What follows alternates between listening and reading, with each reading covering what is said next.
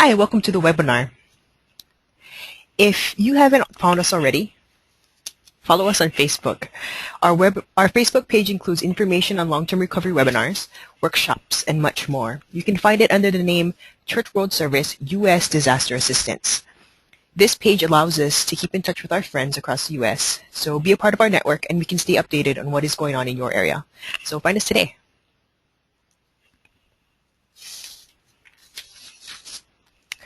Very quickly, I will go over some of the mechanics of the webinar.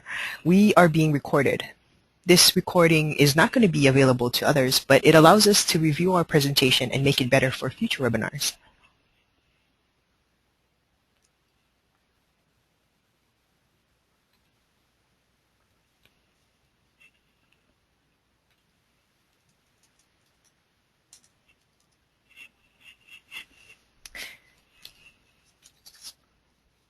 This is to tell you how to hear the audio portion in either of two ways. You can log in online, or you can also call by telephone if you get booted off for any reason.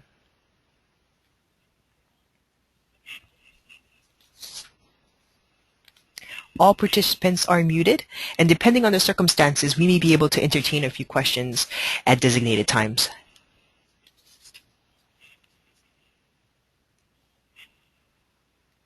So if you want to ask a question, we have a question box on the right-hand side of your panel of your screen, and you can enter your questions there, or you may also raise your hand, and we may be also be able to entertain a few questions by through audio if we have some time for it.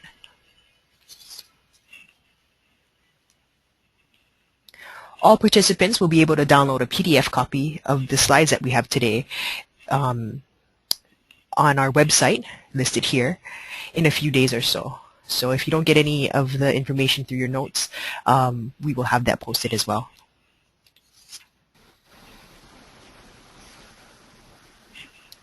I will be sending out an electronic certificate by attendance of attendance by the end of this week. And if you don't receive one, here is my email address, and please contact me. But you should be getting one before Friday. And I'm going to try to send that out today as soon as possible, right after the webinar.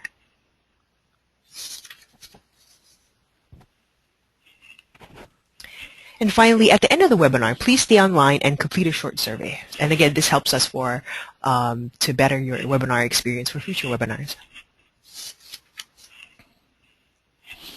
I'm going to take a quick moment to introduce the CWS Emergency Response Team.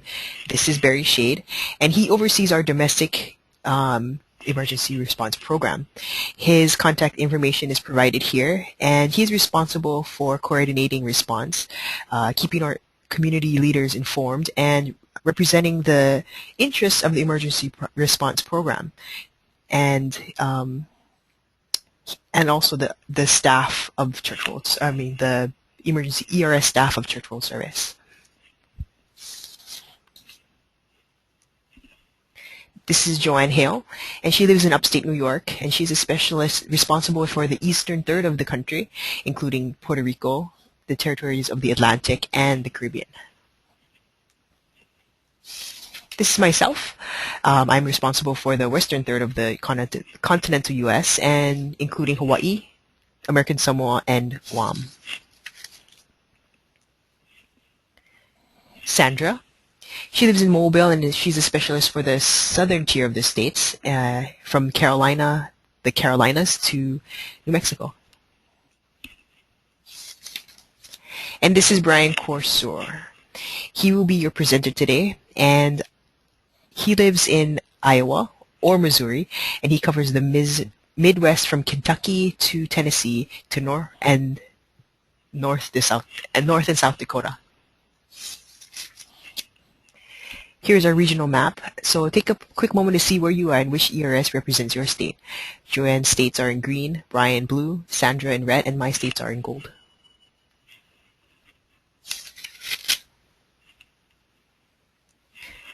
Now that we have introduced ourselves, I'd like to know a little bit about you. We don't have an opportunity to ask you and go around our room, but we can introduce ourselves through this short poll that we're going to have. So that it will appear on your screen shortly. I don't think the poll.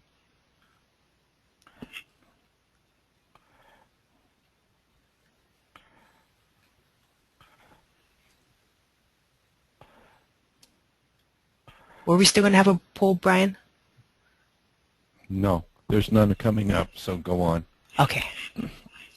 So I'm going to let you start the presentation. Okay, thank you. Change me.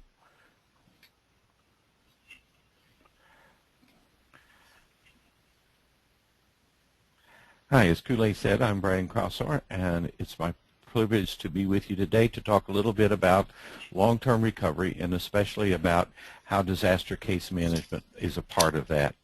A long-term recovery group is a cooperative body that's made up of representatives from faith-based, nonprofit, government, business, and other organizations working within a community to assist individuals and families as they recover from disaster.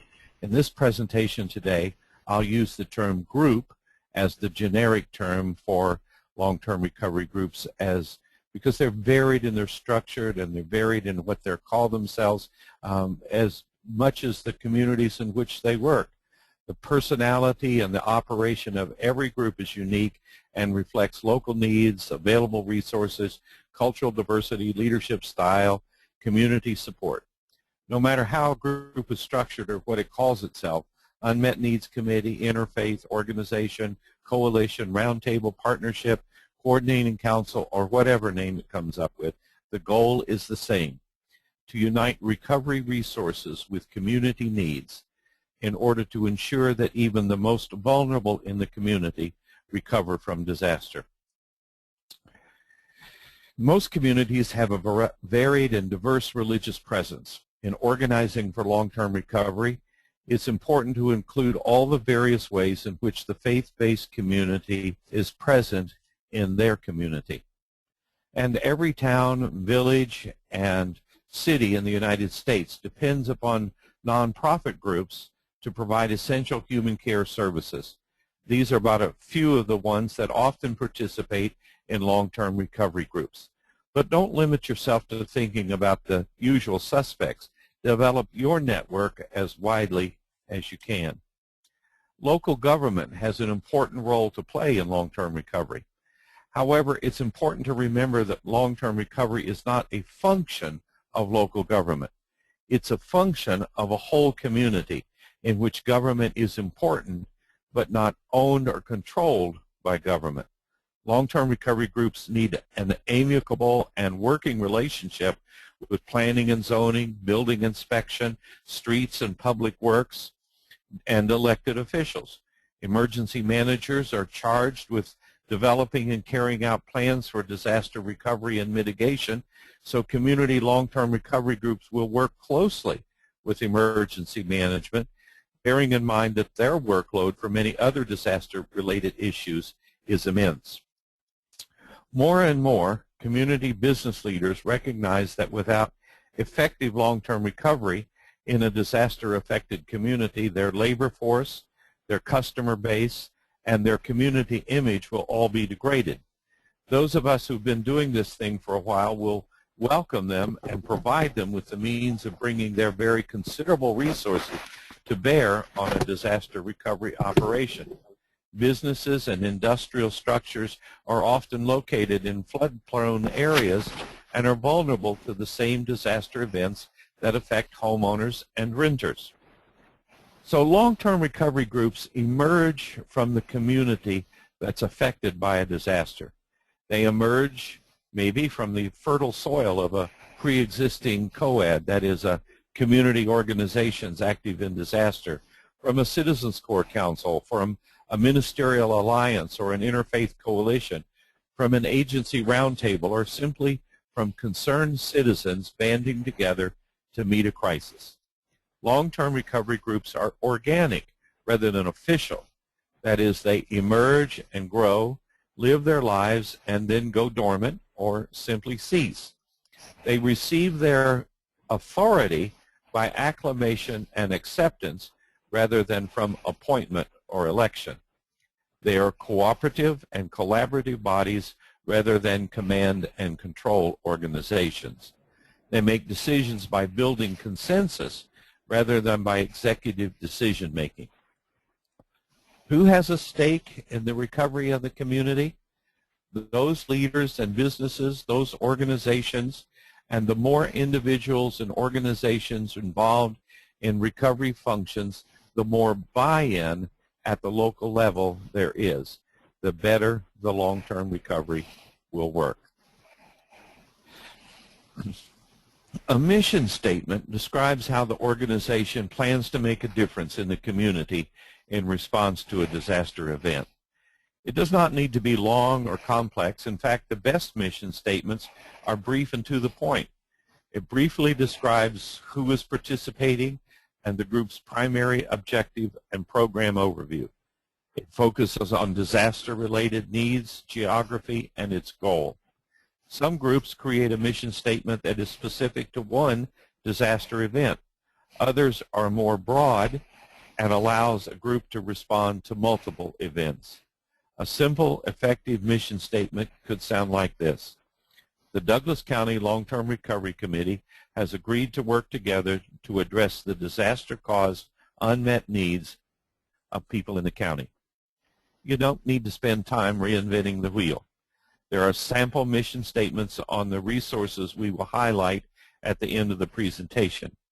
However, it is important that the group spend the time necessary to fit the mission statement to the community, to the participants, the situation, and to the resources.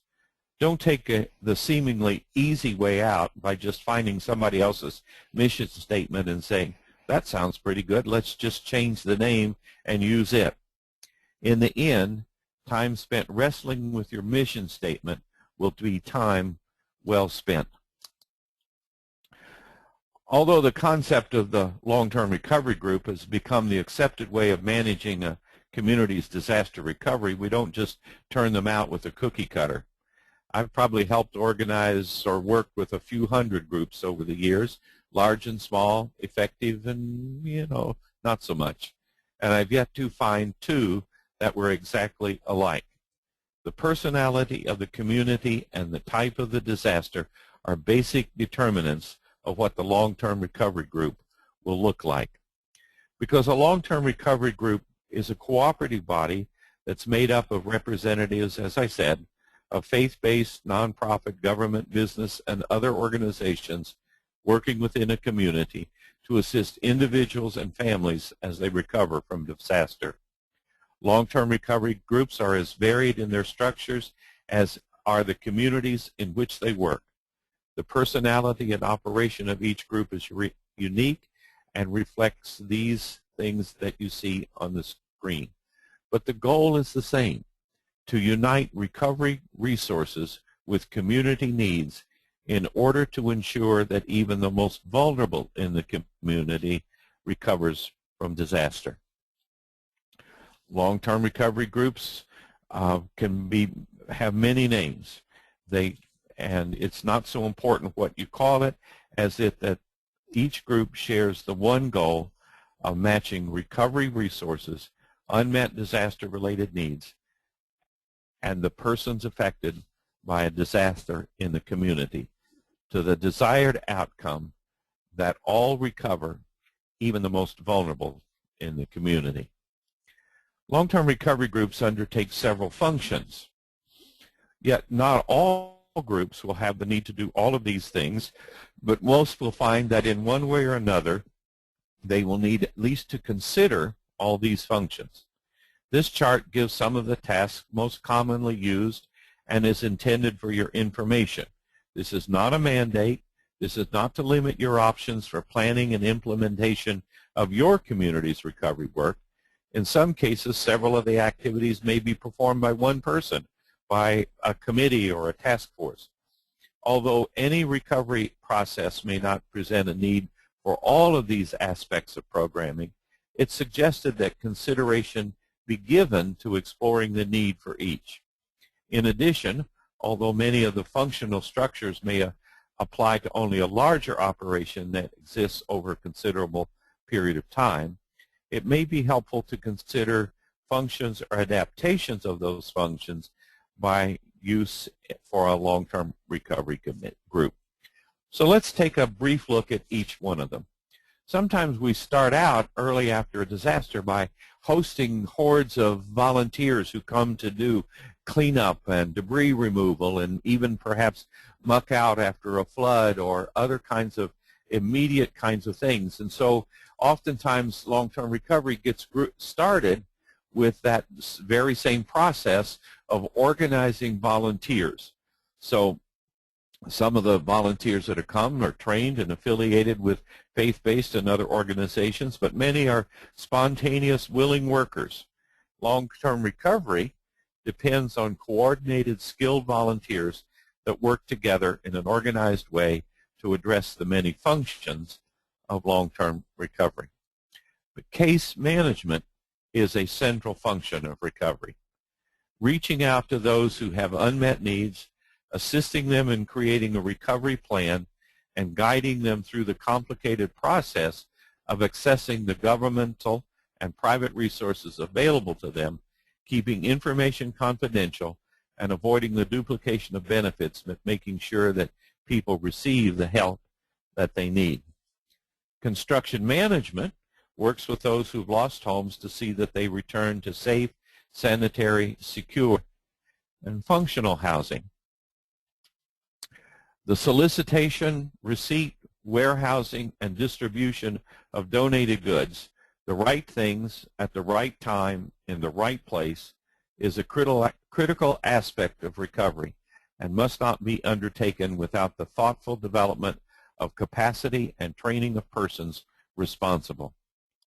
Continuing throughout the process, from beginning to end, is attention to both the mental health needs of those who are coping with the dislocation, the feelings of being overwhelmed, the despair and the depression, as well as the spiritual recovery of the whole community.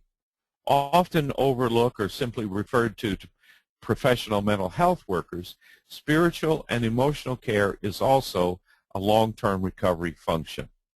As the recovery proceeds, community celebrations, redefining the community's story to incorporate the disaster event and recovery, and building healthy families in healthy houses of worship in a healthy community is essential to recovery. And here I know I'm speaking that which all of us know, and that is that money is what makes recovery happen. Finding and using donated dollars and the effective use of dollars from government programs and other sources is an essential function of recovery. Many people don't understand what recovery is all about. We hear when we stand in the grocery store line or at someplace else, the flood, isn't that all over with by now? Or the tornado, well, that was months ago. Who's still concerned about that? Recovery groups will work to educate their community about the continuing unmet needs and how the community can respond to those needs. In addition, the group will educate donors on how their dollars, goods, and services can be most helpful and directed to those who need them the most. In order to do this, it's important that the recovery group keep the community, all the stakeholders, donors, and survivors informed about recoveries accomplished and progress made. And advocacy on behalf of those affected, the community's needs, the need for legislation, the streamlining of regulatory approvals, and community involvement is all important. Holding all of this together is the central executive function of recovery. Building on the 4 C's, communication, cooperation, collaboration, and coordination. The board, the executive committee, the director, or whatever person or group sees the whole picture and makes all the pieces work together seamlessly. So, to get all this done, how are long-term recovery groups typically organized? First of all, let me say again, there is no one-size-fits-all recipe. In the beginning, the first few meetings of the group will take a look at these factors and decide what's the best way to organize for this community in this disaster with these resources and with the abilities and willingness of the stakeholders that are coming together. Various communities have developed as many different forms and structures as there are communities. The right one for one community may or may not be right for the next one. But to oversimplify, all groups exist on two continua, between more or less structure and between more or less collaboration. We'll give you a moment to look at these boxes and understand how these two continua work before we move on, but we'll look at each box briefly.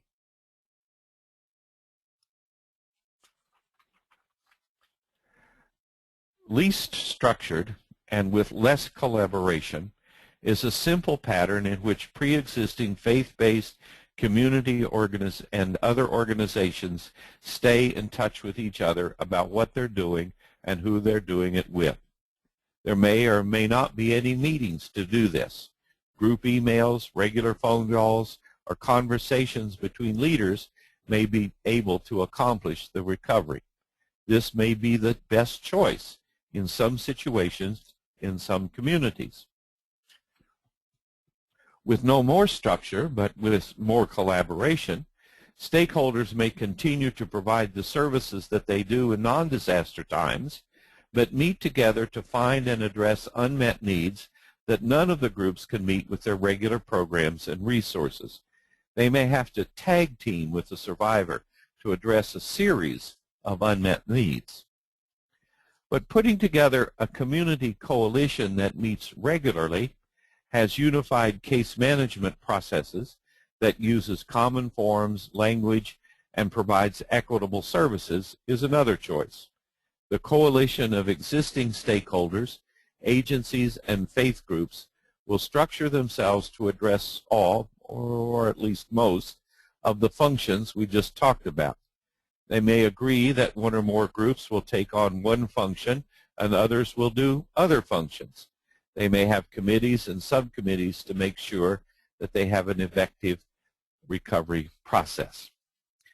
But at the far end of both continua is the choice to form a new freestanding group that will manage the whole spectrum of recovery functions. In this model, the group will have a formal board and executive staff, which might be volunteer, or it might be paid, or it might be a combination of both, with its own policies and procedures. It may employ its own case managers, construction managers, and so forth, or it may accept the gift of seconded staff to work for the group. Let's make no bones about it. This is a difficult task, and no community should decide to take this path unless there is sufficient trust among the community stakeholders.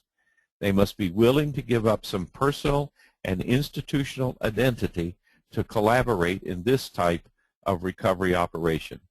Recovery becomes the responsibility and the identity of a new group, and it cannot be claimed by those existing agencies, faith groups, and others who join in the efforts. Now, this seems like a good time to see if there are any questions. Goulet, do we have any questions?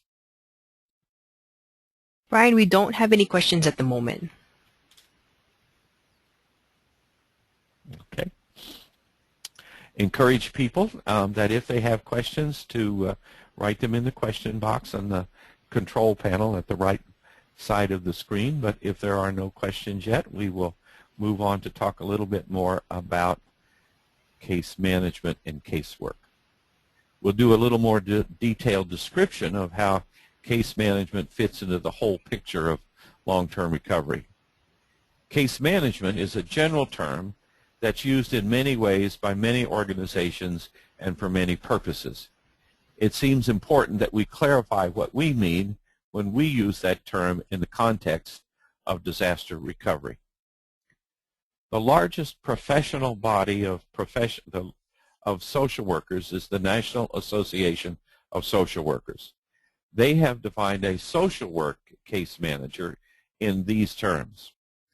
If you're really interested, you can go to our website after the presentation is over in a day or so when we have both the notes and the slides posted, and that's cwserp.org, and download the entire presentation, which will include this definition from the National Association of Social Workers, if you don't try to copy it down now.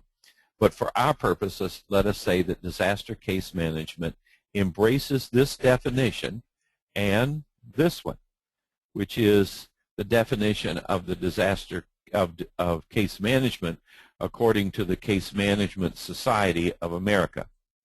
They go on to say that the case manager helps clients to find resources and facilitates connection with services. Sometimes she or he advocates on behalf of a client to obtain needed services. The case manager also maintains communication with the client to evaluate whether the plan is effective or meeting the client's goal. So now you say, I'm even more confused.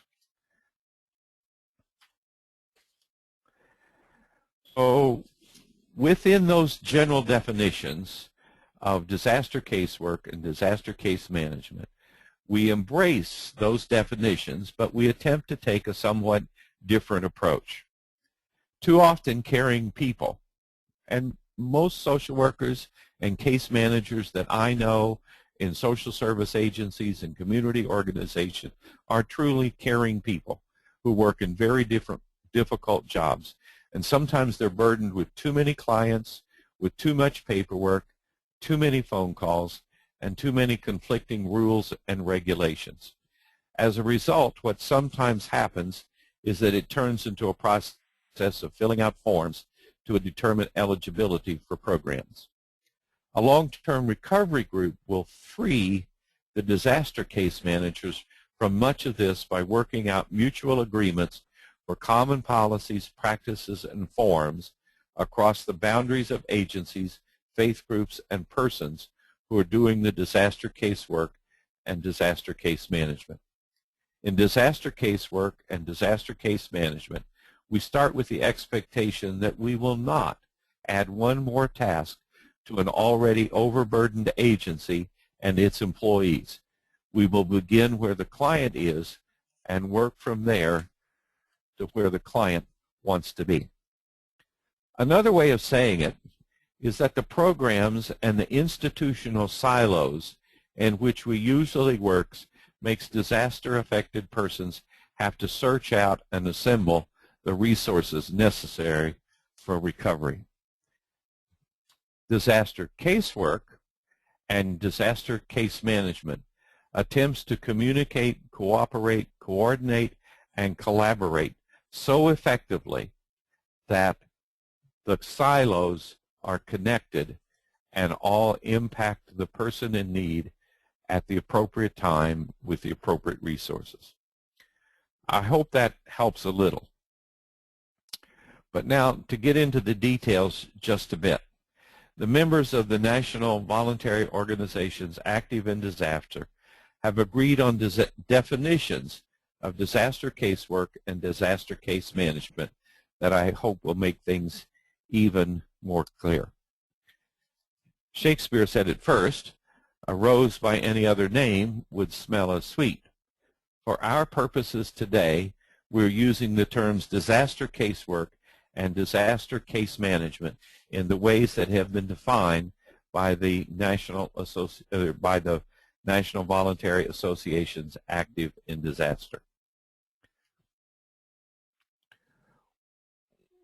Within the general definition, disaster casework happens as soon as the dust settles, or maybe while the dust is still blowing, or even while the water is still flowing. Many early responding groups provide this service by giving out information about where resources for immediate needs can be accessed. It helps people get to safe, sanitary, secure, perhaps temporary housing, food, water, medicine, transportation out of harm's way, and other immediate needs. Disaster caseworkers do not enter into a long-term relationship with the survivors. The survivor may encounter caseworkers from several agencies with information about existing services. Hopefully those agencies have communicated with each other so that all are giving out consistent, current, and complete information. No handouts with out-of-date phone numbers or addresses that were there before the flood but not now. Often the information gathered can form the basis for later, longer-term case management. Casework from agencies may continue during long-term recovery by continuing to point survivors to existing services and programs. Disaster case management follows and builds on casework. This is the definition of disaster case management, which was unanimously agreed to by the members of the National Voluntary Organizations active in disaster. And if you take only one thing home from this webinar today, I hope that it is this definition.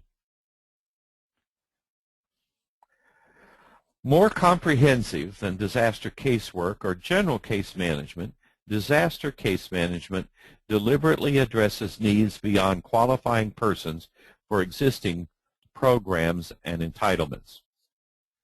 Sometimes it's easier to know a thing by knowing what's not. Disaster case management is none of these things.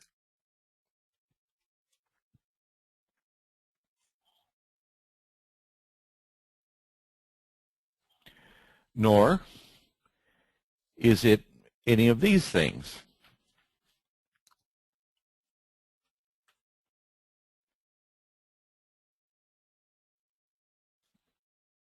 And it's not these either.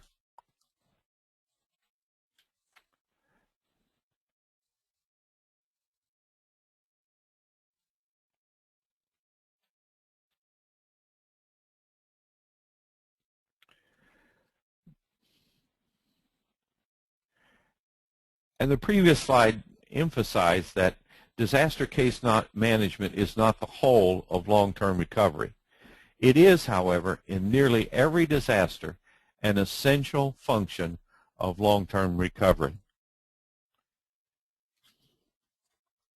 And here I'm quoting from the National Voluntary Organizations Active in Disaster Long-Term Recovery Manual on page 29.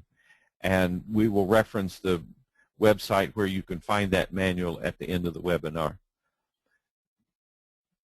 There are a number of ways that disaster case managers can be in relationship with long-term recovery groups, including but not limited to those listed below. Disaster case management managers from various voluntary agencies access the LTRG through an established unmet needs committee, but operate case management services separately from the LTRG administration and infrastructure. 2, voluntary agencies may pool their resources and hire one or more disaster case managers to work as employees of the LTRG. 3, one or more voluntary agencies may offer to provide case management services to individuals and families on behalf of the long-term recovery group. And that's end of the quotation.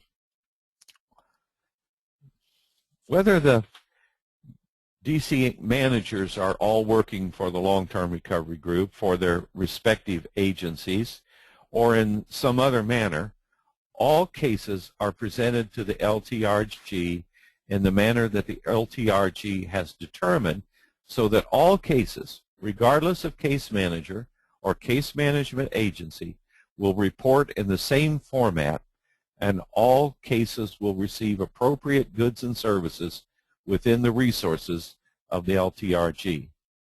Usually this is done through an unmet needs table or committees, sometimes by the entire LTRG. However it is done, it needs to be done in the same way for all cases. It undermines the effort if case managers must present cases for one type of service one place and in another place for another type of service. An unmet need is an unmet need, whether it's for pastoral counseling or drywall muddy. There is no checklist for unmet needs. Needs emerge. They change. they evolve, they resurface, they disappear, they get resolved, or simply get taken care of in some mysterious way. As things change, new programs emerge, resources are found, perhaps new governmental programs are established by the state. Long-term recovery groups will make sure that the DCMs, the disaster case managers, understand what they need to ask of clients in response to those changes. By the same token, it's the DCMs that are out there every day, and they see the changes that are taking place, and they will keep the LTRG informed of those emerging or those disappearing needs. And of course, much of disaster recovery is donor-driven. That's reality.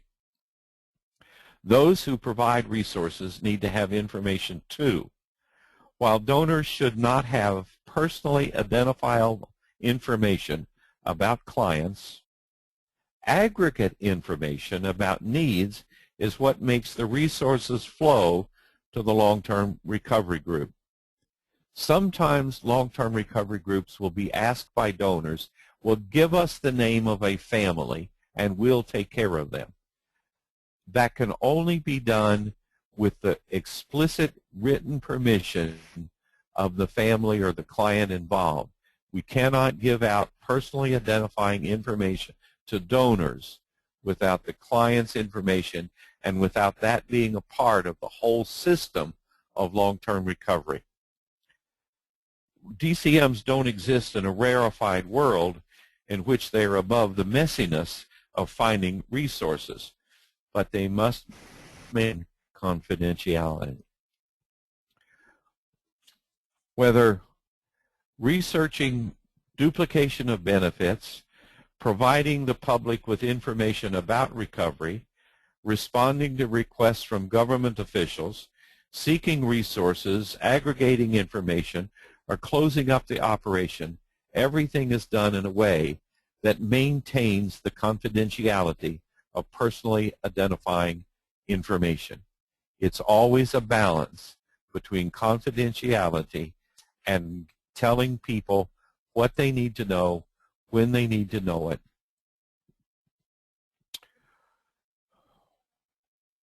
One of the charges brought by Moses against Pharaoh was that Pharaoh expected the Hebrews to make bricks without straw.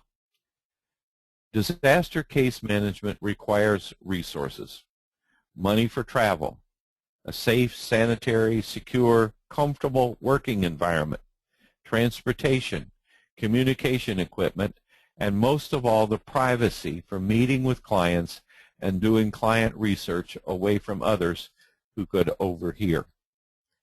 Within long-term recovery, many persons have a role to play. Recovery is a partnership between different persons with different responsibilities. First of all, the survivor must accomplish the essentials. The prime concern in disaster case management is to restore or help preserve the dignity of the survivors as they plan for recovery. Rightly done, disaster case management in disaster recovery empowers people to move on. The responsibilities for decision-making must be in the survivor's hands because that is the source of successful healing. Wrongly done, disaster case management fosters dependency and restricts empowerment. For recovery to be successful, 4 tasks must be accomplished by every survivor: to accept the reality of what has happened, to experience the pain of the loss, to adjust to a new situation, and to withdraw emotional energy from the past and invest it in the future. Again, decisions belong to the survivor. Even when a particular person's ability to make decisions is limited by infirmity, confusion, lack of experience, or other factors, the decisions must still be made by the person who will have to live with the consequences of those decisions. Sometimes the most helpful thing a disaster case manager can do is to clarify the choices. break down complicated decisions into manageable segments, or to simply wait until a person is in the emotional and mental place where he or she can actually cope with the decisions to be made. Sometimes that waiting is the hardest part for those of us who are task-oriented people. No person is without the ability at some level and some nature to do things for themselves. They have assets. We should never begin to think of survivors as victims without assets. And assets are more than dollars. These are some of the assets that persons may bring to their own planning and execution of that recovery plan. Those of us that have been doing disaster case management for a long time, and those of us on the National Voluntary Organization's Active in Disaster Committee on Disaster Case Management, view disaster case management as a partnership, which suggests more than one contact, more than a service provided. It's all about the relationship. In order to be about relationship, National VOAD has accepted some points of consensus that underlie the values by which we deliver services. Built upon equality and mutuality, that values people as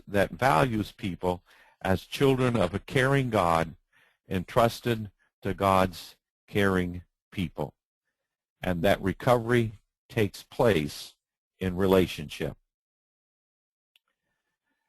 Our personal and institutional integrity is fundamental to assisting survivors.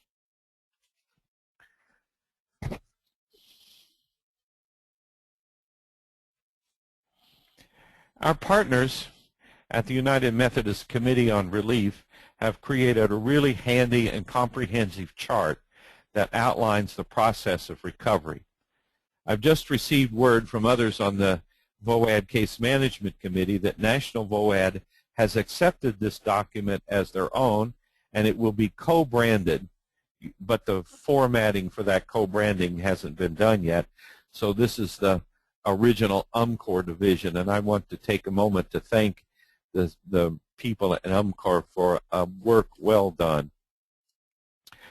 But the chart's a little hard to see on a webinar screen, so I'm going to take each of the processes and talk about them a little bit.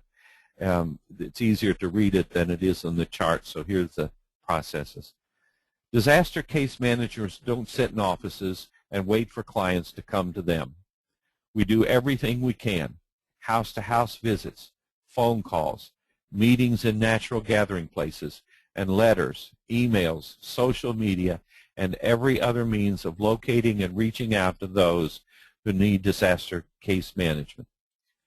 Based upon an initial interview, a decision is made with the survivor on whether or not to open a case for that person.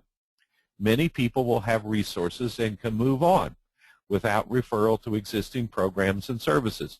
They had adequate insurance. They have family members to help. They have personal savings.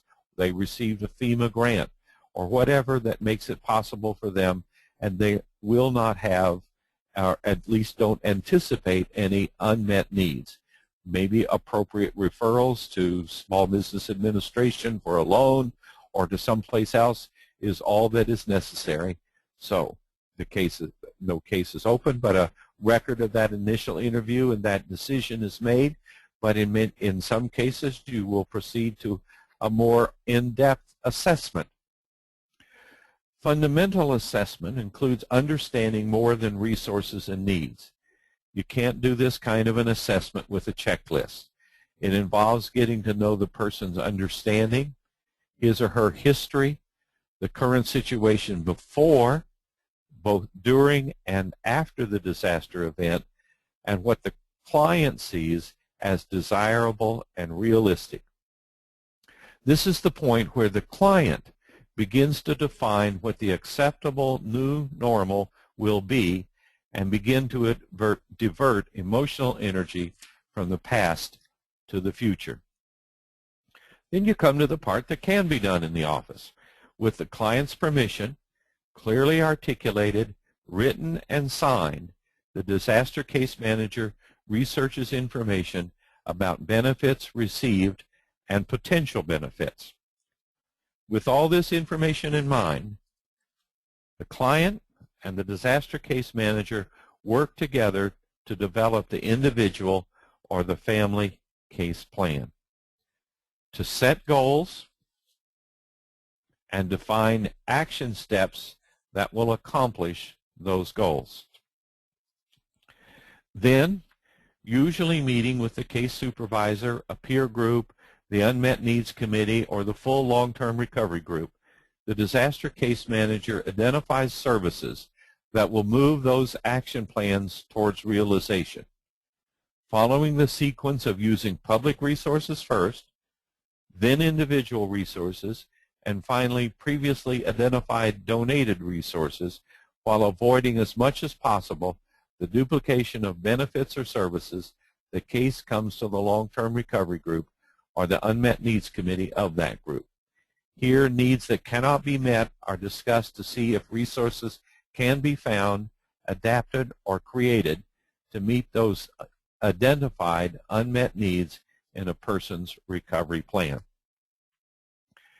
And all along the way, the disaster case manager will be monitoring the progress through frequent visits, phone calls, or other communication with the client.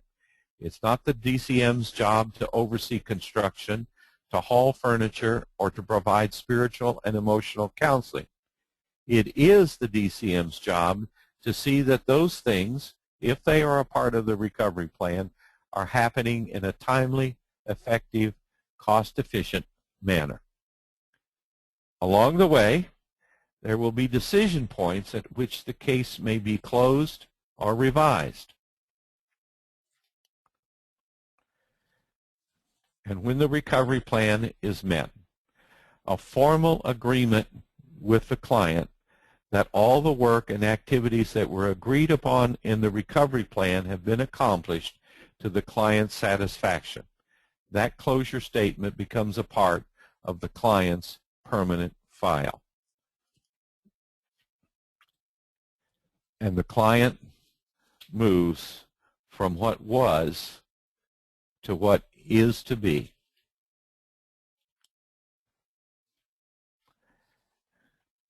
And then as groups of recovery plans are completed, the long-term recovery group will take time with the DCMs or with their supervisors to evaluate, is the process working?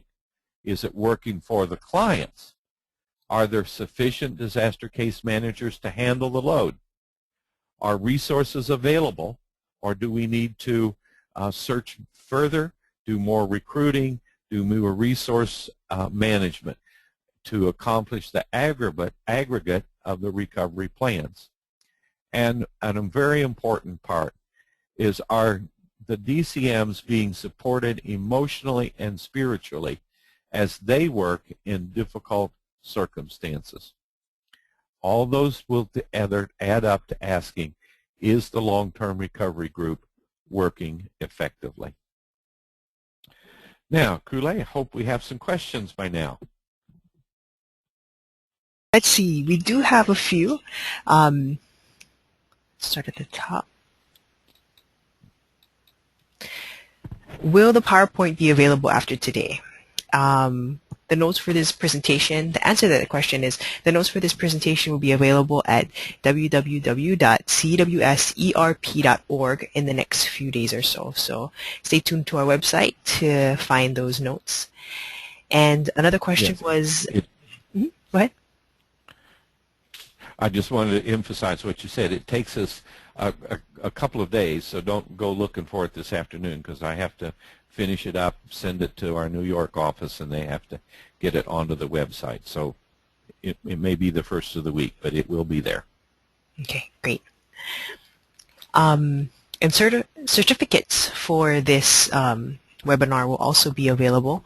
I have your contact information, so you don't have to do anything. All you need to do, all that I need is available to me by you just logging in. So I will be sending those to you as soon as I can, probably by the end of the today.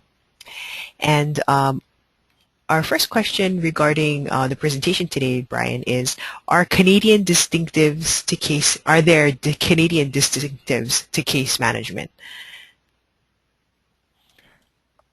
I would not be competent to talk about how things happen in other countries. It's a different governmental structure with different governmental sources and different voluntary agencies organized in different ways. So I'm not competent to answer that question. Maybe Barry or somebody else is.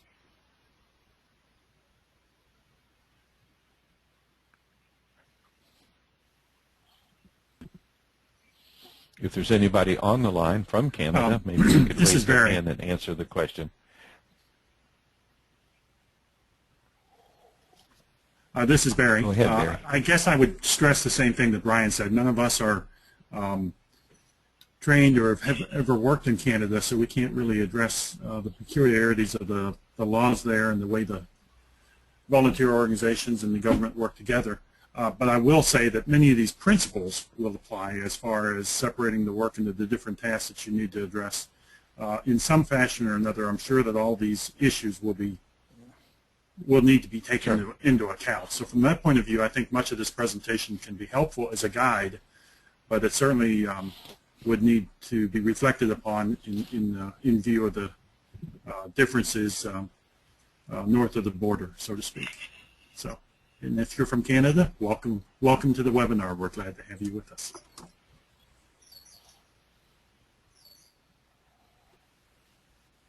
Back to you, Brian. Okay. Any more questions, Gulay?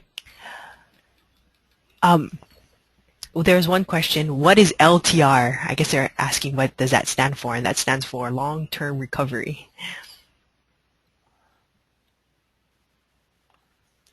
And LTRG stands for Long-Term Recovery Group, the generic term that embraces committees, unmet needs tables, coalitions or associations, ministerial groups, whatever community group is organized to do the long-term recovery and its various functions.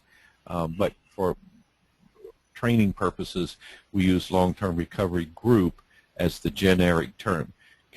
Emphasize again what I said early on, is that communities are free to call whatever it works. The same is true for disaster case managers. We use that term because that's the term that's generally accepted across the field and by the National VOAD, but I know that at least one community the phrase case manager has a negative history, so they have chosen to use the word advocate for their the person that fills the function of disaster case management. So, you know, there's no legal requirement, there's no general consensus even that everybody has to use the same terms, but for training purposes, long-term recovery group, disaster case worker, disaster case management manager are the terms we use for training purposes. Okay, great. And next question is, could you talk more about the specific plan of action that a case manager might put into action? What all might that include? It's very specific to the client and to the disaster. So I can tell some stories, and that might help illustrate the point. Just a second or so ago, you saw an older couple standing in front of a house. That's a couple that I worked with in the church group that I worked, several church groups in fact, worked on that house. The picture on the left was the place where their house had been. It was destroyed by a tornado, an F5 tornado, just completely blew it away.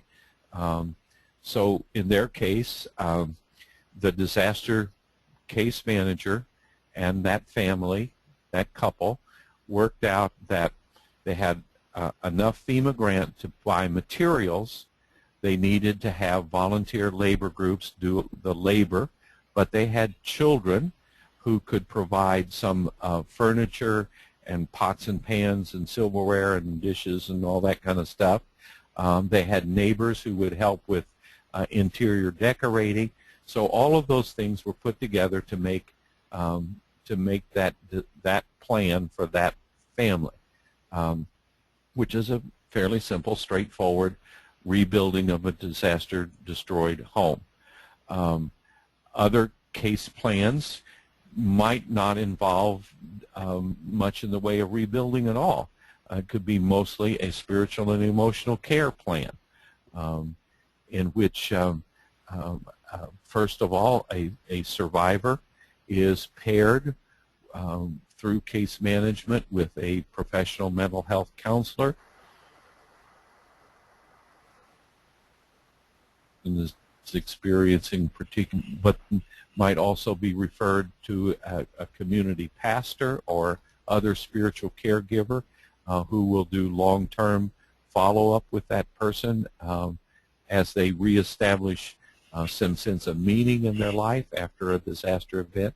Oftentimes that's necessary when there's been significant injury or death in the family involved.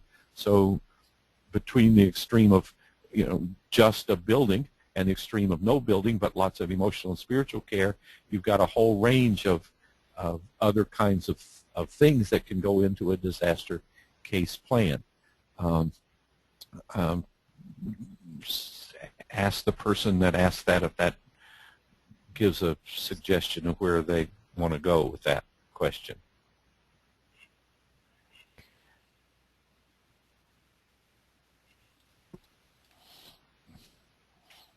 Okay. We have a few more questions coming up. Excuse me, coming up. I'll give Russ, who asked that question, some time to elaborate a little bit, and we'll get back to that. The next question is coming from Denise. What happens if the sources that a person may use falls through? Are the case managers available to assist again? Yes. That would be one of those reassessment points where you would assess what's happening. It didn't happen according to the plan, so you go back, you remake the plan, you identify new or additional resources. You start, maybe not start over again, but you start in the middle of the process and reestablish a new plan with new providers of resources and do it again until and you keep doing that until you have exhausted every possible resource that you can find or create. Now, it's not the disaster case manager's job to create resources. That's one of the other functions of the long-term recovery group, is to have a resourcing table that works with community stakeholders, donors, providers of donated goods, and all those other kinds of things to make resources available. And then you get the resources committee or table or person or whatever is finding resources, communicating to the unmet needs table what resources exist, and hopefully the unmet needs table then can match resources to needs.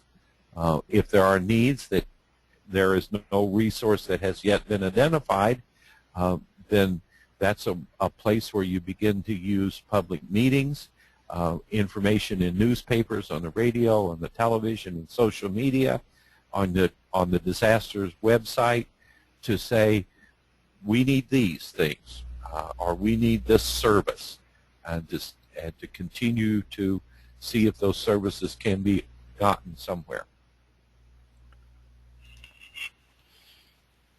Okay, so the next question is coming from Greg. The webinar gives a lot of good concepts, and he would like to learn more about receiving funding and an opportunity to empower the LTRG, and how does that all fit in together? Okay. He would like to receive funding for a long-term recovery group? I didn't quite hear what you said. He says, this is exactly how it reads, the area that I need assistance with is learning about and receiving funding opportunities to empower an LTRG. Okay. Well, first of all, the community, the disaster-affected community needs to own that long-term recovery process. That's why I said that, early in the presentation that long-term recovery groups emerge from the community that they're going to serve. If the community doesn't support it, you're not going to make it happen with outside resources alone. Okay? There's no granting agency, at least not that I'm aware of, that's going to write grants so somebody can go set up a long-term recovery committee, or group rather, in a community that doesn't support it. So first of all, you have to find resources within the community. Now, those resources might be in-kind contributions. A church will donate a Sunday school room to be used as an office. The phone company will donate the use of a telephone for 6 months. A copier company will donate the use of a copier, so on and so forth. So you begin to get resources from the local community, and perhaps there will be some dollar resources from that local community for other kinds of expenses. Then once a community begins to embrace the long-term recovery group, understands that that's a part of who we are as a community. We're going to recover from this disaster, and we have this group of dedicated leaders in our community and these generous stakeholders in our community who are going to see that people get to recover. Then there will be other resources from national denominations, perhaps a startup grant from Church World Service, perhaps other places where other resources can come from to fund the long-term recovery group. But it starts at home. Okay, great. Next question is coming from... There was a second part of that question, wasn't there? One was about how to fund a long-term recovery group, and wasn't there a second part to that question? Ways to empower an LTRG. I think it all bled into the same thing, though. What it says is, I need assistance with learning and receiving funding opportunities to empower the LTRG. So I think that you answered that. It gets its power from the community out of which it grows and which supports it. A community that doesn't support it, the committee will have no power. The group will have no power. So. This is Barry, if I may make one quick comment. In regard to the questions that you may have, particularly like this question, if you are part of a long-term recovery group and you're struggling with how to deal with certain issues that pertain to the disaster that you're addressing or preparing for, don't hesitate to call the Church World Service specialist that's responsible to your state. And those numbers were shown early on in the webinar, but they also, that contact information is available at cwserp.org. So contact the specialist if you have detailed questions that can help you with your long-term recovery group. We'd be glad to consult with you. Absolutely, that's what we like to do. More questions? Okay, the next question is coming from Gloria, and she's asking, you review the assessment phase again. Review the assessment phase again. Yep.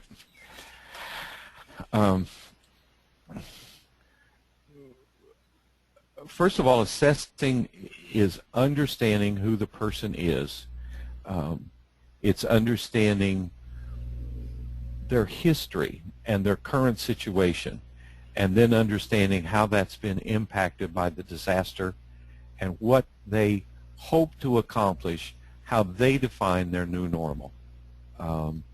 So there's no checklist for an assessment. It is a dynamic that emerges out of a conversation, an interview, and maybe over more than one session, because oftentimes in the first session a disaster case management will only be able to hear the pain of what's been lost, and the person won't even be able to talk about what they had, what life was like beforehand, until they've been able to talk about the losses of the disaster itself enough to get on to talking about other subjects. That's why I say that disaster case management is much lengthier and much more in-depth than other kinds of case management sometimes is. It takes time to assess a client, and it isn't done in one session usually. Okay, great. Sorry? Go ahead. Okay, so the next question is coming from June. How do you become a certified or licensed case manager? You don't become a certified or licensed case manager because there is no certification or licensing process for a disaster case manager, and I hope there never is. Some of the very best case managers that I know are people who came out of their local community, out of a church. They're volunteers. They have a high school education, but they have life experiences and they know their community. Other very good disaster case managers are licensed clinical social workers or case managers for an agency who are school teachers or other people. Case managers come from all walks of life. It's up to, and it kind of depends, go back to that continuum with the 4 boxes I talked about. It kind of depends on how the long-term recovery committee is set up. But eventually, or essentially, the certification comes from the long-term recovery group who says, this person, this volunteer, this paid person is our case manager, or who says, this agency will do case management for this disaster for the long-term recovery group. And that's the certification. Now, there's training, and that's offered by a number of our partners, the United Methodist Committee on Relief, the Islamic Circle of North America, Lutheran Social Services, Catholic Charities, Salvation Army, and some state VOADs, voluntary organizations active in disaster, all have case manager training. But going through the case manager training is not going to give you a certificate that says I'm a case manager wherever I want to be and wherever I happen to go. It's very specific to the disaster and the disaster recovery group.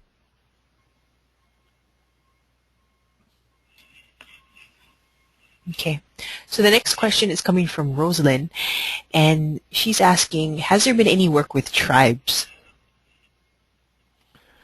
Yes, there has been.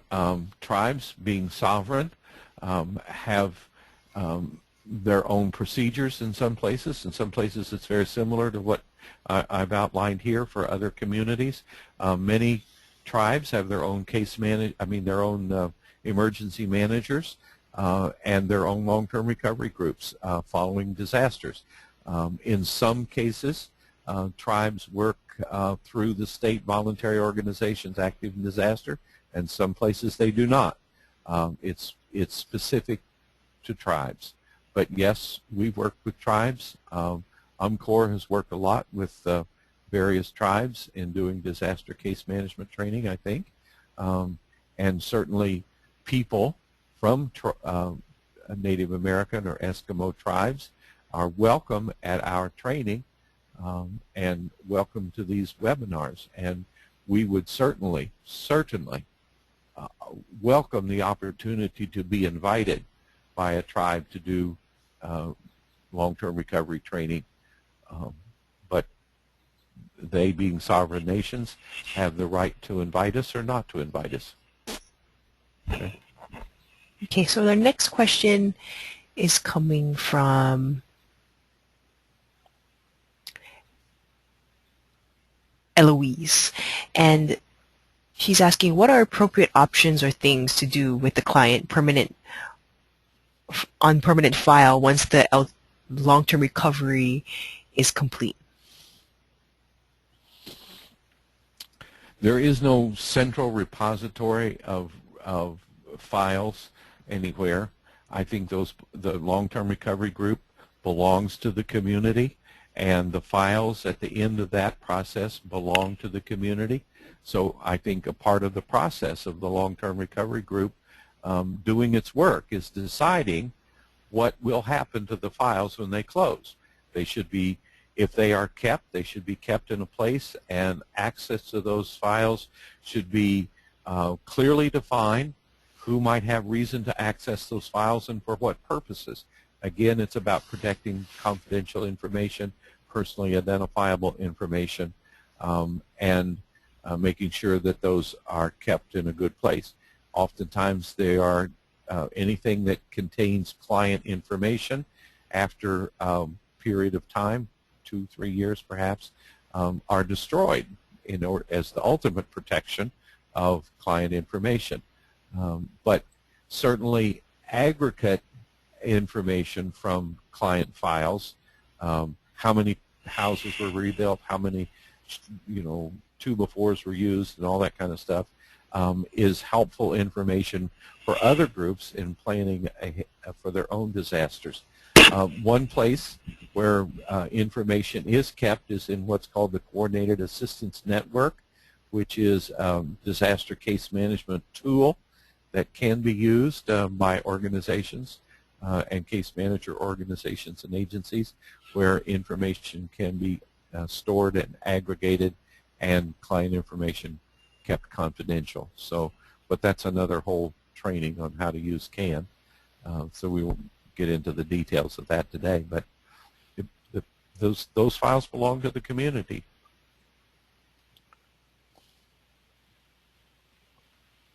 Okay, this is our last question. This is coming from Joe, and he's curious about disaster and mental and behavioral health, and the Long-Term Recovery Committee and the disaster case management. He wants to know how to best support survivors with greater levels of distress, and how and what resources can and do play a role. That's way too much of a question to answer today. We have a whole webinar on emotional and spiritual care, and in fact we have a whole 2-day training on emotional and spiritual care. So if he can get a critical mass of people together, we'll come and do the training on site, or if other people are interested in that, we'll schedule a webinar on emotional and spiritual care. But for right now, I would refer him to another one of Church World Services resources, which is www.communityarise.com, which is an online curriculum for 8 aspects of long-term recovery, emotional and spiritual care being one of those. And in that module, he will find a huge number of resources on what emotional and spiritual care is beyond, including, but beyond individual client mental health counseling. So referring there, communityarise.com. Okay, he says thank you. I have a few more questions. Did you want to take those, or did you want to get? Well, we got a few more things to cover, so let's do that. Let's go back to the webinar, and then we will see how much time we have at the half hour, okay? Okay, great. One of the things that keeps coming up is the request for forms. Well, all this is, I think one of the questions alluded to this was, these are good theories and these are good principles and all this, but I need the forms. Well, member organizations of the National VOAD are working on some collaborative forms. They're not there yet. But continue to look at the VOAD website because we are working hard on creating some standardized forms that people might be able to use. For lots of reasons, the world of disaster long-term recovery is changing. case management component of it is changing. And more organizations experience or hear about disasters, their expectations are growing. And one of the things that's happened, I'm afraid, is that there is an attitude, if you've got the money, honey, I've got the time. Well, no. The presence or absence of government or private funding is not and must not become the decisive factor in whether or not a long-term recovery group is formed and whether or not disaster case management is a part of that group's work. I am sure that many on the line have heard that the federal government through FEMA has a disaster case management grant program. But just so that we make no misunderstanding, in order for that program to kick in, it has to be a presidentially declared disaster or individual assistance. But even that presidential disaster declaration does not automatically start paying for disaster case managers' salaries, expenses, and benefits. Many people don't understand that there are two kinds of disasters that receive presidential declarations. One reimburses states and other public entities for the costs incurred by public property or in responding to immediate needs during and immediately after a disaster event. The other, less frequent declaration is for the individual assistance. This allows FEMA to make grants directly to individuals, pay for FEMA staff and partners to respond to persons' needs, including mass care, temporary housing, rebuilding costs, disaster unemployment, so on and so forth. An individual disaster declaration can also, but does not necessarily, include crisis mental health and disaster case management programs. And even then, one thing we need to understand about the federal state grant program is that it is not immediate. That is, when a presidential declaration for individual assistance is received, that only begins the process of getting the dollars to pay for some of the expenses of disaster case management. FEMA will never hire a disaster case manager. It's a federal grant to state governments by which states may contract for case management. So I hope that's clear. Local case management organizations can't begin to chase federal dollars. The entire grant program is still very much in its infancy. The policies, procedures, and practices are not all fully set.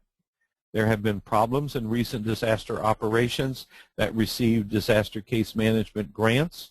FEMA is diligently working to solve those problems and fulfill the mandate that Congress laid upon them to help our citizens and residents recover from disasters through funding disaster case management. So,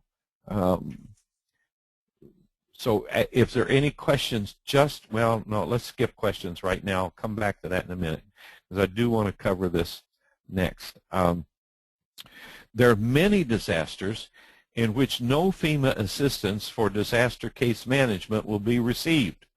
Here's a few of those. The public assistance only disasters, and so on and so forth. And then here's some more.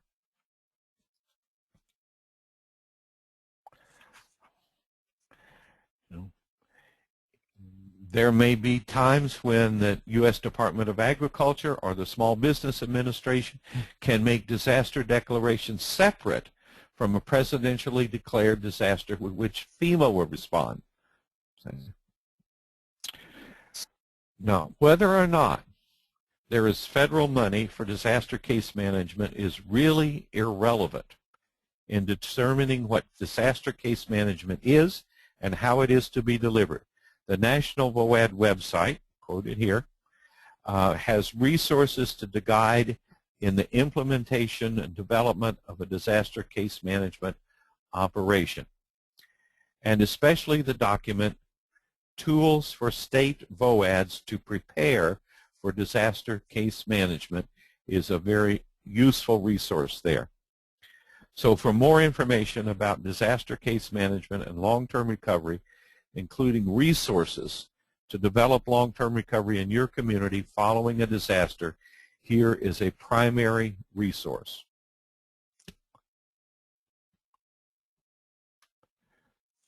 But there's also help at these additional resources. And there are National Voluntary Organizations resources as well. And then Church World Service is creating a series of YouTube shorter informational pieces that you can access at one of these sites. And next month, in September, Kool-Aid will be back with us, and she will do a series of, and Sandra will be doing a series of webinars to introduce the concepts and practices that communities employ for effective long-term recovery. So be sure to tune in for Sandra and Kool-Aid next month. And then I want to say just a word, and then we'll go back to questions about Church World Service training resources. We do webinars. This is one of them. This is one of the scheduled webinars, but we also do custom designed webinars. So as in response to one of the questions earlier, if there is a group of people, a community group, or a denominational group, or whether it's a large or a small group that has a specific need that they would like for us to address, we can put together a custom designed webinar to address that issue of long-term recovery. So be sure to ask if you have a need for a particular webinar training. Be sure to ask us. But even that, our heart is really in being with the local communities. So whenever possible, we like to be invited to come to a disaster-affected community to deliver training in person. We will work with local leadership to design the event and make it appropriate for your community. We don't just respond to the large media-driven covered disasters. If your town or your neighbor has been affected by a fire, a flood, a human-caused disaster, or needs help in getting prepared for a likely disaster, who are you going to call? Church World Service. These are some of the training resources that we can deliver on-site. These are by webinar. Some we've repeated in the past. Recovery Tools and Training is a full, jam-packed day that brings together many leaders from many denominations and disaster recovery agencies to cover the entire field of long-term recovery, from assessment to closure. First Steps is designed as a shorter event to occur very soon after an event to give a community new to the disaster recovery process an overview of the whole and to point leaders to the additional, more detailed training that's available. And much of the material today is taken from these two sources. Now let's see if we can finish up the questions that we have. Okay, so this question is coming from... Kool-Aid? Can you hear me? Any new questions? There is. This question is coming from George, and there's a list of... Is there a list of potential donor organizations which can get an LTRG's donations committee off to a fast start without of area sources? He explains further. Without area sources? Without of area sources, and he further explains that national VOAD's membership includes faith-based and nonprofit sources, but not government agencies and business sources. Right. So he wants to know. Well, there are not very many organizations that fund long-term recovery committees directly. Church World Service is one of the few, and our resources are limited. But we certainly will respond as we have the resources to do so to help long-term recoveries get started. You access one of those grant request forms by talking to the one of us for your area, and we'll refer back to the map in a minute. So you can catch our phone numbers and so forth. We have another whole webinar on funding, on resourcing rather, material, muscle, and manpower, money, muscle, and materials. So that's we do that takes another whole hour and a half to talk about that. But very quickly, local churches, especially the churches of the faith-based groups that are a part of National VOAD, are often places where small amounts of money can be obtained quickly to get a long-term recovery committee started.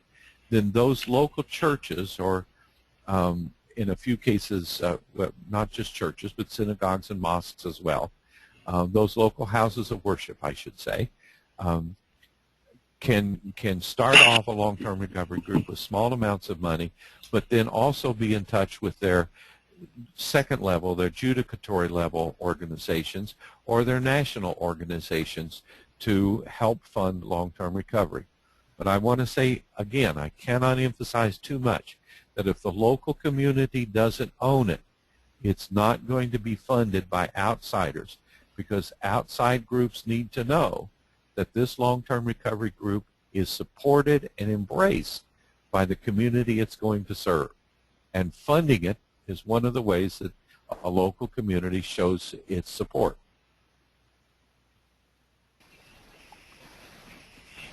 Okay, the next question is coming from Claire, and she's asking, what if you're the only disaster case manager? Good luck. And have somebody to talk to that can help you work through the problems that you're going to have. But I know lots of long-term recovery committees and lots of disaster case managers that have worked very effectively when there's only one case manager.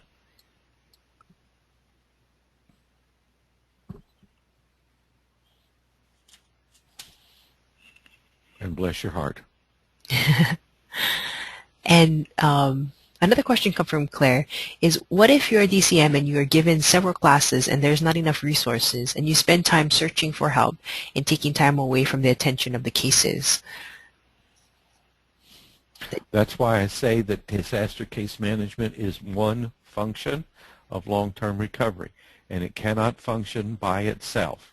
If you are the disaster case manager, there should be a long-term recovery group that is supporting you, and another function of that group is to find resources. So if you're the sole sole disaster case manager, and you're out there by yourself trying to find the resources and do the casework, you need to go back to the leadership in your community and say, this is too big a job for one person. I've got to have the backup of the stakeholders in this community who want to see this community survive and recover. And you need to help by finding resources. So put it back in the lap of the whole community. Okay, so the next question is, are the trainings that we provide free of charge? Absolutely. It's helpful if we can have some travel assistance money, but we're certainly never going to charge a long-term recovery group for our training services. Now, which is not to say that they are free, but they have been paid for by the generous contributions of the denominations that are a part of Church World Service. It is our mission and our ministry to provide that training to the disaster-affected communities as a service, as a gift of our supporting denominations. Next question is coming from Gregory, and he's asking, and would it be possible to get some more concrete guidance on one DCM scenario? And do you have any suggestions for prioritizing? Sure. We've got like 1 minute left on this webinar today. If he wants to give either, depending on what state he's located in, ask him to call his you, me, Sandra, Joanne, and we'd be glad to talk with him about it on the phone. I'm guessing he's from East Coast because he's going to be calling Joanne. So he, Okay. I guess that answers your question there. Right. Barry may know. I think Joanne's on the road today. I'm not sure. So if you don't get her today or some other, keep trying. She's a very good resource. Joanne is on the road doing training, but she can be. I would recommend you contact her by email, and she'll set up time to talk to you. We have time for one last question.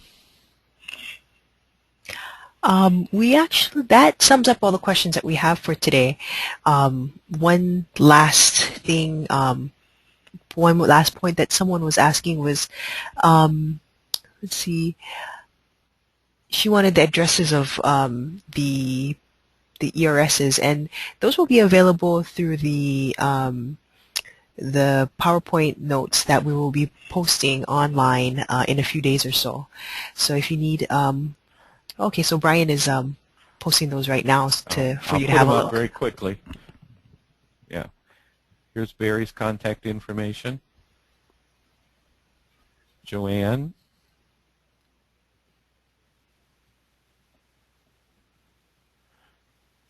Kool-Aid. Now, to reach Kool-Aid, you have to put a note in a bottle and throw it in the ocean, She lives in Hawaii. I get it much faster than you think. There's Sandra.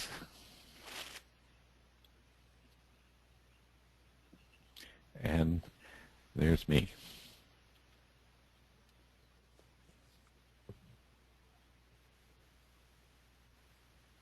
And there's our regions. Okay, I think that winds it up for today. Don't hesitate to call, folks. Thank you for attending, and as a final reminder, there is a 2-question survey at the end if you'll stay on the line, please. Thank you. Thank you for joining us. This ends the webinar for today.